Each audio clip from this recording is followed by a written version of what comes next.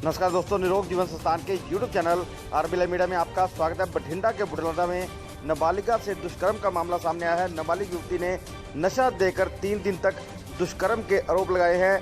इस मामले में उसने रेलवे पुलिस पर भी आरोप लगाए हैं। जिस प्रकार से युवती द्वारा आरोप लगाए गए हैं, युवती को फरीदकोट के मेडिकल कॉलेज में मेडिकल के लिए लाया गया। जिस प्रकार से युवती द्वारा यहां पर आरोप लगाए जा रहे हैं। बठिंडा के बुढ़लाडा में नाबालिगा से दुष्कर्म की घटना सामने आई है। नाबालिग युवती ने नशा देकर 3 दिन तक दुष्कर्म के आरोप लगाए हैं। मामले की सूचना पुलिस को दे दी गई है। आपको लाइव कवरेज दिखा रहा हूं, बने रहे हमारे साथ, देखते रहे हमारा चैनल।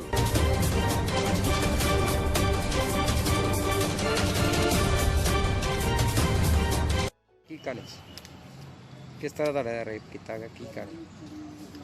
मैं छुट्टियां कट्टण अपनी भूआ कोल आई सी ते 4 तरीक ਨੂੰ आई सी ते 10 तरीक ਨੂੰ मैं कोट फत्ते चली गई सी अपनी दादी कोल, क्योंकि मेरी दादी झोना लाउंदी सी ते उन फिर काम घर दा औखा सी ते काम घर जिस तां करके ते चौथे साढ़े पिछे घर एक बुढ़ी रहिंदी हैगी, मेरी दादी लगदी है सकियां च ते उन्हें मैनू बुला के आख्या भी तैनूं तां कोई प्यार नहीं करदा है ते कहंदी तू ना कहंदी पैसे लै ते तू कहंदी उत्थे भाग जा, कहंदी बलाडे वाजा तू ते उ'नें ते ओह्दे उत्ते ओह्दा जेह्ड़ा मुंडा गा उ'नें मैनूं पैसे दित्ते जाके ते एक होर हैगा जेह्ड़ा ओह्दा दोस्त रॉकी ते उ'नें जाके उन दोवां ने जाके स्टेशन ते मैनूं पैसे दित्ते सी ते कहंदे तू ना इत्थों चली जा ते गां ना तैनूं बलाडे तो कोई मुंडा मिलूगा, ओह्दा नाम सूरज सी ते गां जाके मैनूं ओह् मिलेआ ट्रेन च। मैनूं नहीं पता, मैनूं जानदी नहीं सी ते उ'नें मैनूं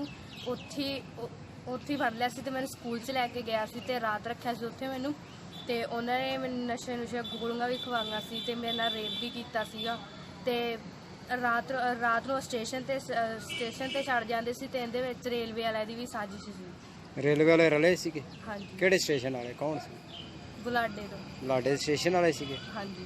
अच्छा, हुण तुसीं की मांग करदे हो? सरकार तो की मांग करदे, प्रशासन तो? मैं मांग करदी कि मैनूं इंसाफ चाहिदा ते उन्हां मुजरमां नूं जेल च बंद कीता जाए। ठीक। बोले वाले दसो की कहानी सी, लड़की दा किस तरह बलात्कार किया गया? लड़की नाल जी कोट फत्ता साडा पिंड आ ते उत्थे मेरे भरा दे 2 ही बच्चे आ, एक लड़का एक लड़की है। लड़की वड्डी है ते लड़का छोटा। साडे जी इस तरह करके भी पिछले पासे घर आ, एक उत्थे जनानी रहिंदी है मगरले पासे, एक ओहदा मुंडा। ਉਹ ਇਹਨਾਂ ਕੰਮਾਂ ਵਾਸਤੇ ਹੀ ਹੈ ਜੀ, ਉਹ ਇਸੇ ਤਰ੍ਹਾਂ ਹੀ ਕਰਦੀ ਆ, ਲੋਕਾਂ ਦੀਆਂ ਲੜਕੀਆਂ ਨੂੰ ਖਰਾਬ ਕਰਦੀ ਆ, ਮਾੜੀ ਸਿੱਖਿਆ ਦੇ ਵਿੱਚ ਲੈ ਲੈਂਦੀ ਆ, ਅੱਗੇ ਤੋਂ ਲੋਕਾਂ ਤੋਂ ਪੈਸੇ ਲੈ ਲੈਂਦੀ ਆ ਤੇ ਉਹ ਲੜਕੀਆਂ ਦੇ ਨਾਲ ਬਲਾਤਕਾਰ ਕਰਾਉਂਦੀ ਆ। ਤੇ ਕਿੰਨੇ ਸਾਲ ਦੀ ਉਮਰ ਲੜਕੀ ਦੀ? ਕਿੰਨੇ ਸਾਲ ਦੀ ਉਮਰ ਆ ਜੀ। ਅੱਛਾ, ਕਿਸ ਤਰ੍ਹਾਂ ਇਹਨਾਂ ਨਸ਼ੇ ਦੇ ਕੋਈ ਓਵਰਡੋਜ਼ ਵੀ ਦਿੰਦੇ? ਹਾਂਜੀ, ਉਹ ਨਸ਼ਾ ਖਵਾ ਕੇ ਕੁੜੀ ਨੂੰ ਗਾਂਹ ਲੈ ਗਏ ਤੇ ਉਹਨਾਂ ਨੇ 3 ਜਾਣਿਆਂ ਨੇ ਜਿਹੜੀ ਕੁੜੀ ਆ ਇਹ ਗਾਂਹ ਚੜਾਈ ਆ। ਰਾਤ ਨੂੰ ਮੁੰਡਾ ਰੇਲਵੇ ਵਾਲਿਆਂ ਕੋਲੇ ਛੱਡ ਜਾਂਦਾ ਸੀ ਤੇ ਰੇਲਵੇ ਵਾਲੇ ਵੀ ਕੁੜੀ ਨੂੰ ਧਮਕੀ ਪੂਰੀ ਦਿੰਦੇ ਸੀ ਤੇ ਉਹ ਬਾਹਰ ਨਿਕਲਣ ਨਹੀਂ ਸੀ ਦਿੰਦੇ। ਹਾਂਜੀ, ਰੇਲਵੇ ਵਾਲੇ ਇਹਨਾਂ ਨੂੰ ਤਣਪੱਤਣ ਲਾਉਂਦੇ ਸੀਗੇ ਵੀ ਇੱਥੇ ਜਗ੍ਹਾ ਇੱਥੇ ਕੁਛ ਆ। ਅਸੀਂ ਜਦੋਂ ਦੇਖਣ ਜਾਂਦੇ ਸੀ ਉੱਥੇ ਉਹਨਾਂ ਨੂੰ ਪੁੱਛਦੇ ਸੀ, ਉਹ ਸਾਨੂੰ ਦੱਸ ਦਿੰਦੇ ਸੀ ਵੀ ਇਹੋ ਜਿਹੀ ਕੁੜੀ ਆ, ਇਹੋ ਜਿਹਾ ਰੰਗ ਆ, ਇੰਨਾ ਕੱਦ ਕਾਠ ਆ, ਤੇ ਅਸੀਂ ਕਹਿ ਦਿੰਦੇ ਸੀ ਵੀ ਹਾਂ ਸਾਡੀ ਇਹੀ ਕੁੜੀ ਆ।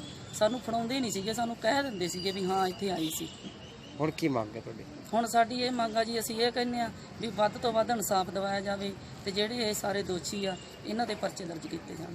ਫਾਂਸੀ ਦੀ ਸਜ਼ਾ ਵੀ ਮੰਗਦੇ? ਹਾਂਜੀ।